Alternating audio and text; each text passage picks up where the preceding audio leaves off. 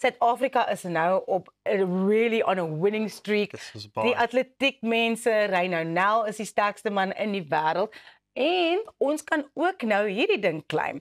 Die Suid-Afrikaanse kunstenaar Marlene Dumas het Woensdag aand verlede week 'n nuwe rekord opgestel vir 'n kunswerk wat deur 'n lewende vroulike kunstenaar verkoop is in terme van hoeveel daarvoor betaal is. Dit is verkoop vir hoeveel dink julle? Ek kan nie dink meer as $1 miljoen nie. Jy sal nie dink meer as 'n Het jy die miljoen. skildery gesien?